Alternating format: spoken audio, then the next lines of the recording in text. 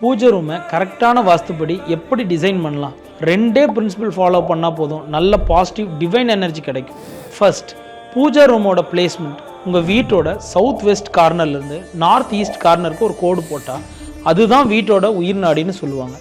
இதோட middle point தான் பிரம்மஸ்தான்னு சொல்லுவாங்க. இந்த லைனில் எங்கே வேணாலும் பூஜை ரூமை அமைக்கலாம். இங்கே டெய்லியும் பூஜை பண்ணால் வீட்டில் டிவைன் அண்ட் பாசிட்டிவ் எனர்ஜி கண்டிப்பாக கிடைக்கும்.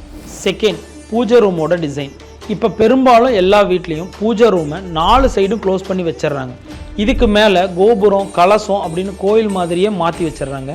இதில் என்ன ப்ராப்ளம்னா, 4 பக்கம் மூடிய பூஜை அறை கோயில் கருவறையாகவே மாற்றப்படுது. அப்போது கோவிலில் சாமிக்கு பூஜை பண்ணுற மாதிரி நிறைய பூஜை பண்ணணும். ஸோ செய்ய வேண்டிய வேலைகள் அதிகம். அதனாலேயே வீட்டில் இருக்கிற பூஜை ரூமில் டோர் இல்லாமல் இருக்கிறது ரொம்ப நல்லது. கண்டிப்பாக டோர் போடணும் அப்படின்னு நீங்கள் நினச்சிங்கன்னா டிரான்ஸ்பரண்ட் டோர் போடுறது ரொம்ப நல்லது. இப்படி டிசைன் பண்ணால் உங்கள் பூஜை ரூமில் இருந்து அமைதியும் பாசிட்டிவிட்டியும் வீடு ஃபுல்லாக ஸ்ப்ரெட் ஆகும்.